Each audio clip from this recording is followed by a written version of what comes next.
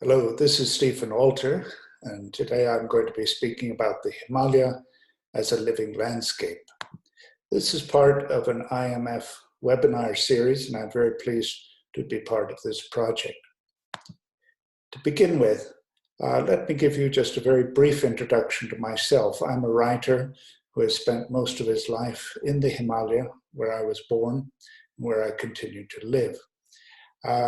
Several of my books focus on the natural history of the mountains, particularly my most recent book, Wild Himalaya, A Natural History of the Greatest Mountain Range on Earth. I'll be drawing from themes and incidents, encounters from other books as well, including Becoming a Mountain and Sacred Waters. When we think of the Himalaya, we often focus on the summits, the high peaks, like this wonderful view of Mount Kailash from the north. We see the mountains as these eternal, immutable phenomena of nature, but what we are looking at in each of these cases is a sterile, frozen wasteland, essentially. And I think to appreciate the Himalaya in all of their diversity, in all of their beauty, and to receive all of the inspiration that they can give us, we must be able to focus also on the lower regions of the mountains where there is an abundance of life. The high peaks, of course, are staggeringly beautiful. They give us a sense of awe, like this view of Nanga Parbat. But below those snows, there is a huge variety of life, a diversity of millions of species like this blue poppy, which grows at high altitudes in Tibet and other areas above the tree line.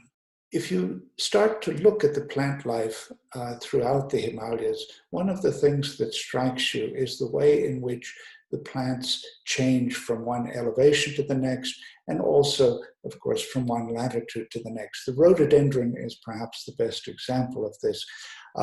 In the western part of the Himalayas, we have 2 or 3 species, primarily Rhododendron arboreum. But then as we move eastward into Nepal, and then Sikkim, Bhutan, and Arunachal Pradesh, you end up with 36 to 40 varieties in all colors, in all shapes and sizes, from trees to tiny shrubs. In addition to the plant life, there is an abundance of insect life. Butterflies of all kinds are found in different seasons, in different areas, and in different ecosystems, depending on where you travel through the mountains. There are many other insects as well that are almost as colorful as the butterflies, like this cicada that is found in the region of the Himalayas where I live at about 2,000 meters. Bird life is probably one of the examples of biodiversity that captures our imagination more than any other.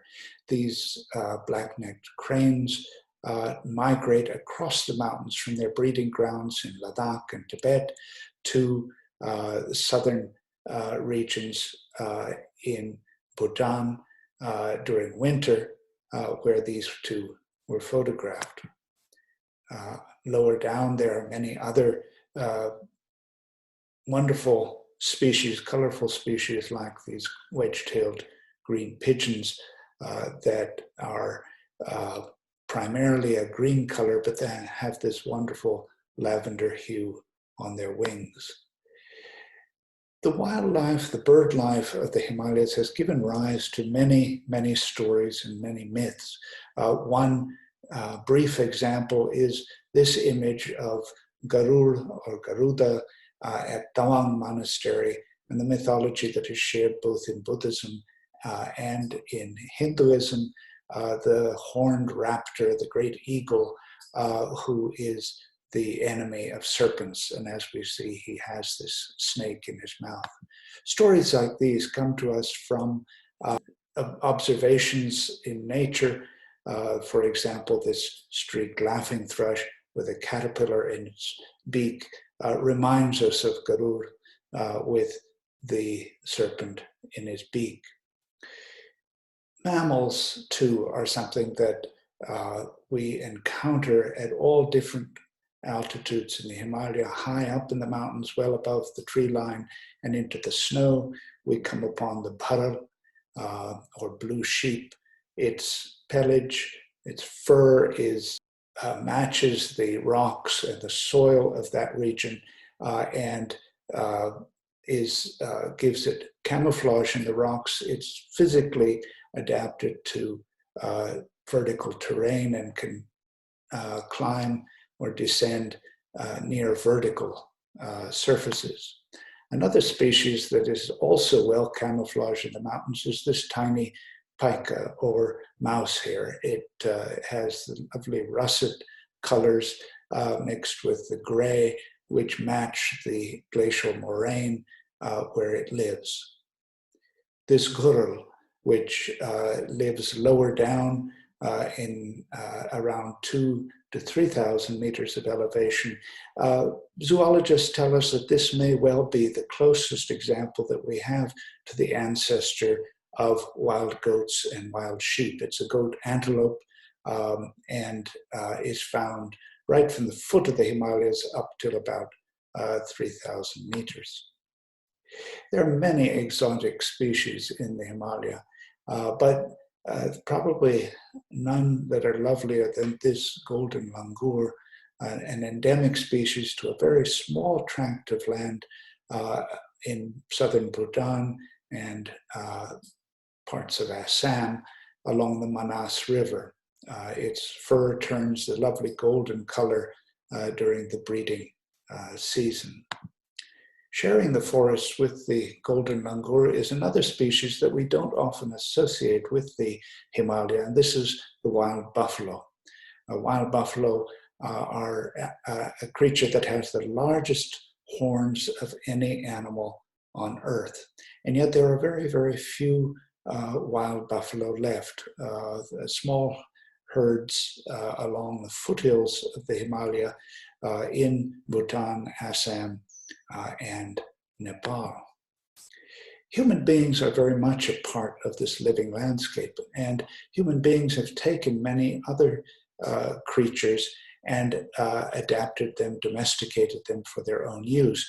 Here are Gujar herdsmen with domesticated buffaloes, which have changed greatly from their wild cousins through selective breeding. The horns have obviously been reduced. The bodies are heavier and bulkier. And yet, nevertheless, these creatures make the annual migration up to the high meadows in the Himalayas with their herdsmen and then travel down to the foothills in winter. And they are the primary milk supplying species in this part of the mountains. Human beings are, as I said, very much a part of this living landscape, and they share these forests, these mountains, these valleys with all of the other creatures, and yet they are the dominant species in this landscape.